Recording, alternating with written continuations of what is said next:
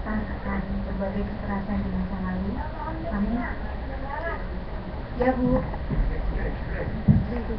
Kami hari ini masih terus bisa melihat ada wajah-wajah baru yang hadir, terutama teman-teman yang masih muda, yang masih berseragam SMA. Sebuah kegembiraan bagi kami karena seperti Mbak Ella bilang, sesuatu yang sungguh-sungguh ingin kami hadirkan juga adalah sebuah ingatan bahwa kebenaran adalah masa depan, dan pemegang masa depan tentu bukan saya yang sudah mulai tua, tapi mereka yang mulai masih muda dan masih terus akan berjuang bersama kita dalam waktu 20-30 tahun ke depan. Dan kami terus terang dari atas nama KKPK sangat gembira melihat situasi ini. Nah, saya diminta untuk mengantarkan mengenai acara dengar kesaksian, agenda dengar kesaksian hari ketiga ini, khususnya memberikan sedikit catatan mengapa kekerasan yang berbasis ideologi dan kekerasan yang berbasis agama dan keyakinan terhadap agama dan keyakinan itu menjadi salah satu agenda penting di dalam seluruh rangkaian pekan dengar kesaksian yang diselenggarakan oleh KKPK. Pertama-tama tentu seperti yang kita alami bersama, kekerasan dan sejarah kekerasan yang sampai saat ini belum berhasil kita putus rantainya dibangun dalam sejarahnya dengan sebuah catatan besar mengenai betapa kekuasaan itu dibangun dengan melakukan kontrol dan pendisiplinan atas kehendak berpikir, sebagian orang menyebutnya, dan kebebasan berpikir, sebagian orang menyebutnya sebagai sebentuk ideologi, sebagian yang lain melihatnya sebagai upaya untuk melakukan satu tindakan dan merawat kebebasan berpikir. Tapi kita melihat bersama bahwa sejarah Orde Baru selama berpuluh-puluh tahun dibangun dan dimulai dengan upaya yang sangat masif untuk mendisiplinkan seluruh warga negara dalam satu ideologi tertentu dan menindas ideologi yang lain. Ideologi menjadi sesuatu yang dianggap sebuah ancaman, kebebasan berpikir menjadi sesuatu yang dianggap sebagai sebuah ancaman terhadap stabilitas politik dan keamanan.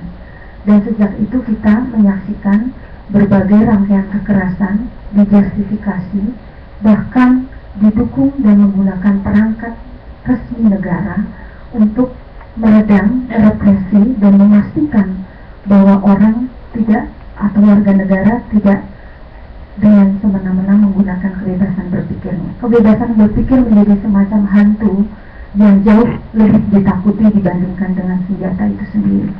Dan faktanya kita melihat jutaan orang sejak tahun 65 telah kehilangan nyawa bukan karena kebebasan berpikirnya dan bukan karena mereka bebas berpikir, tapi karena senjata yang diacungkan kepadanya oleh aparat dengan satu atau lain cara.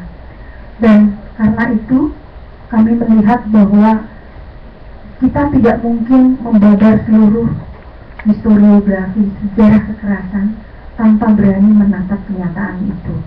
Karenanya memang di dalam seluruh pekan dengar kesaksian ini kami meminta satu ruang khusus dari KKPK untuk memberikan perhatian terhadap situasi ini. Mungkin ingatan pemerintah semakin pendek sehingga apa yang dilakukan sekian lama dan berpuluh-puluh tahun seperti tidak pernah terjadi.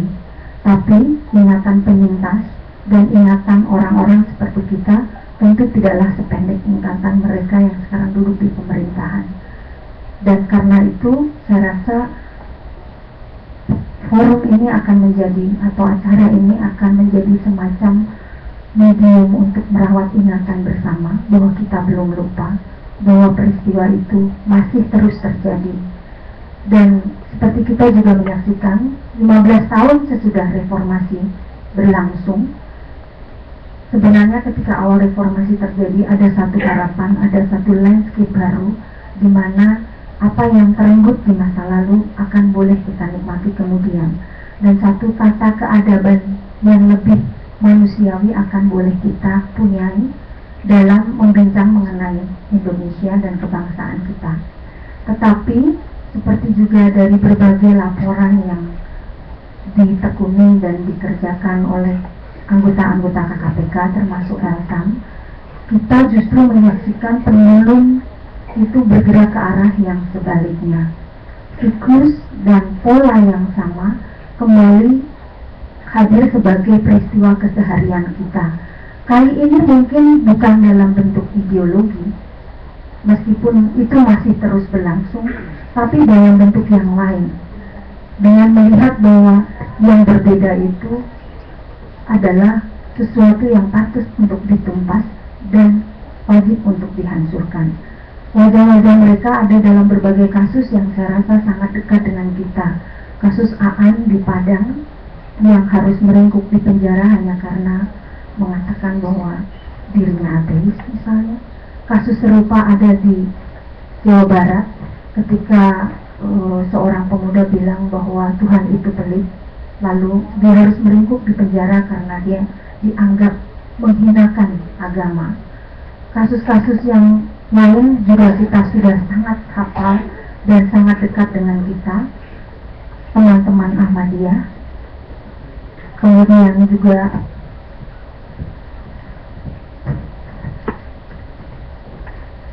teman-teman dari Sedulur Sikap, teman-teman dari Sunda Wiwitan, semuanya mengalami berbagai peristiwa yang tidak pernah memperoleh ruang untuk dinarasikan di ruang publik.